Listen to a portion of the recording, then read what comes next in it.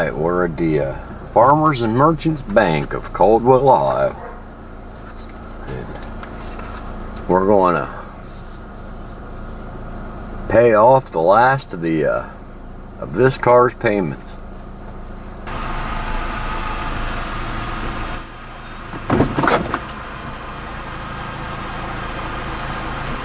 Hi. Hi, how you doing?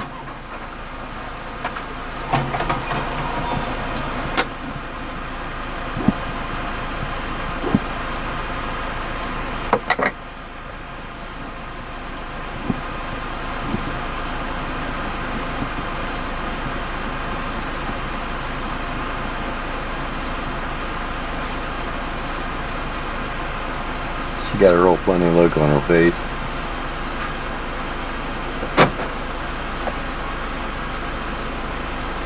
She's gonna go talk to somebody else now. Real serious looking. Once I pay this car off, then later I'll turn it over to my son when I leave, because I'm not planning to come back. So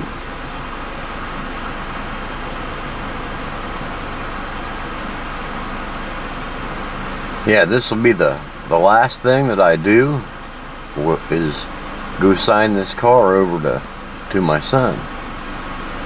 He'll have a nice set of wheels to drive to work.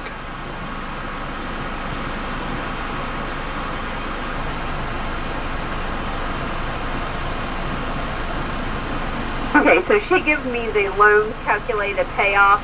Okay. And I'm gonna. Did I overpay? Yes, you did. So I'm gonna. It wasn't by much though, was it?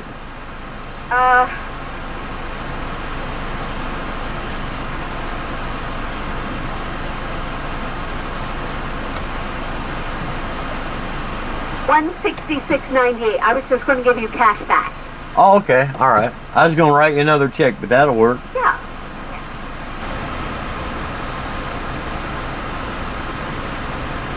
Okay, so the loan payoff was $3,433.02. I will give you $166.98 cash back. All right. And you'll get the. I'll buy a nice cigar with that. Yeah. And you'll get the other stuff in about 7 to 10 days. Okay, thank you.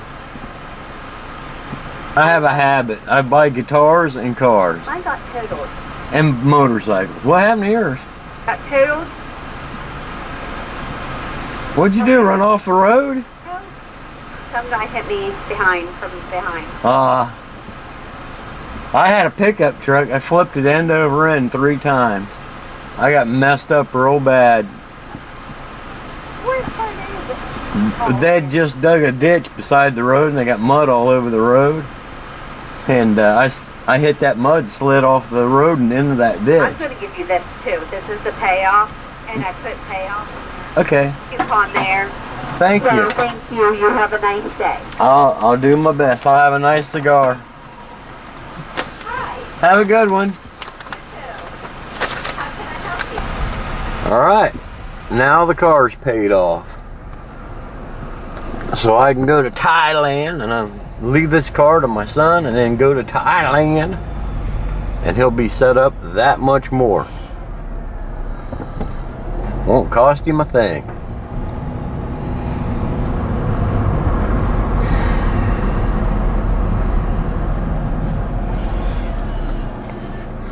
This is the beautiful, wonderful town of Caldwell, Ohio that honestly I love. I love it to pieces. I wish I could stay, but this weather I cannot stand any longer. I've stood it for most of 57 years. Give about 2 away. So I guess 55. I've stood it for 55 years and total. And that's enough. That is definitely enough. The cold weather. Oh, I'm really thinking, yeah, a cigar would be good. That's probably stupid. I haven't had a cigarette since last Monday. So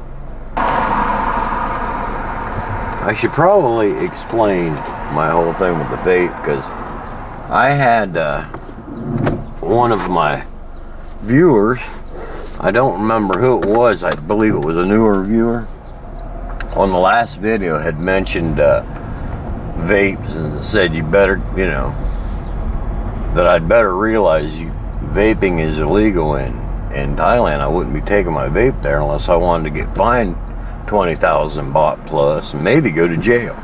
But I know that's that's half the reason that I'm switching to vapes. Because I've tried to quit smoking.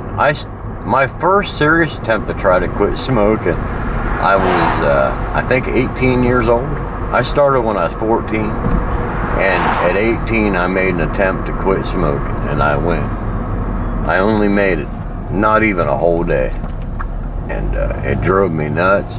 I had a girlfriend who was trying to quit too, and when I lived with her, and so when I screwed up, it screwed her up too. My next serious attempt, I was 35. And I thought, at 35 years old, a guy that started when I was 14, that's 21 years of smoking. I need to stop. And so I made another serious attempt, and that's the best I've ever done. I went 2 weeks with no cigarettes.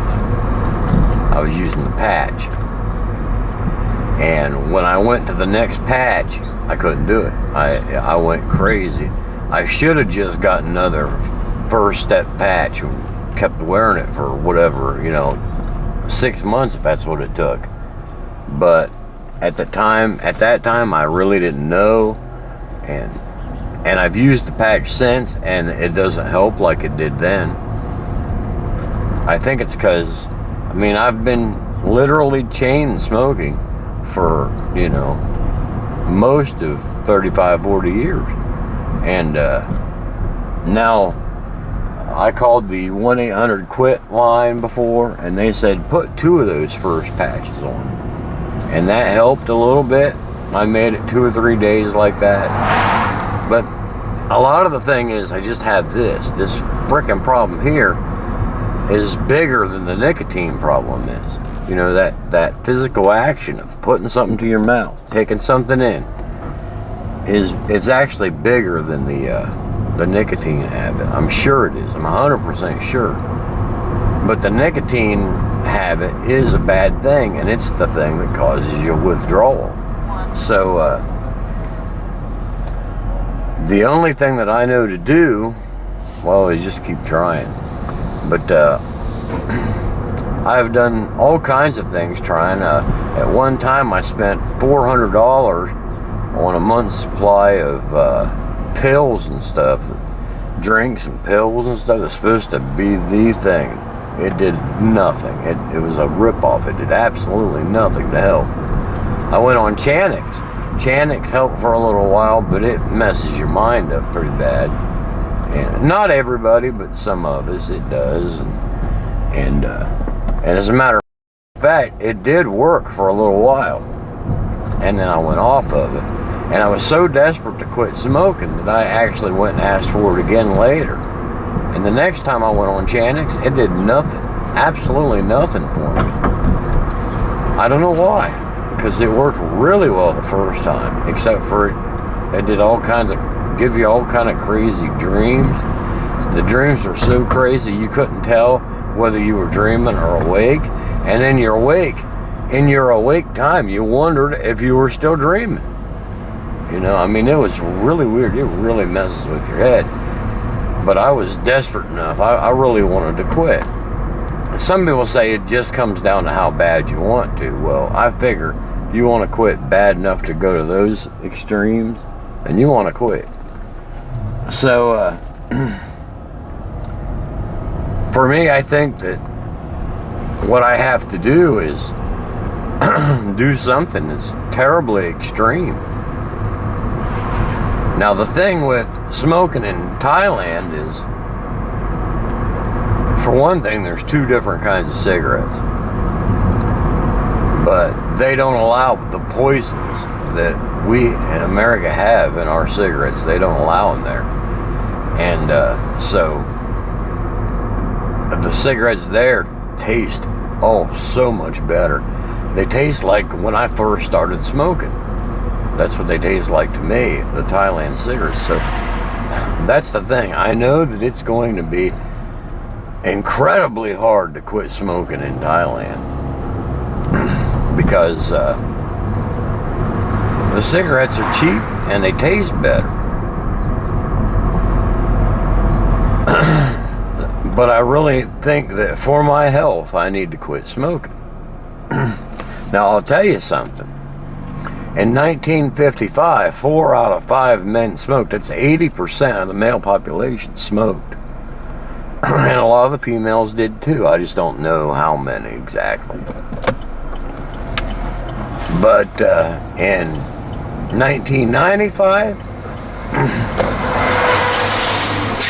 it was 20%. So it was 80% in 55 and 20% in 95. That's after all the quit smoking stuff, and they told us all the things that smoking would give you, all this lung cancer and everything. But let me tell you something else. From 1955 to 1995, lung cancer rates went up 350%. So the amount of smokers was cut down to about 1/3 of what it was, and the amount of lung cancer went up 350%. That tells you something. So, but the truth of the matter is, smoking hurts you in other ways.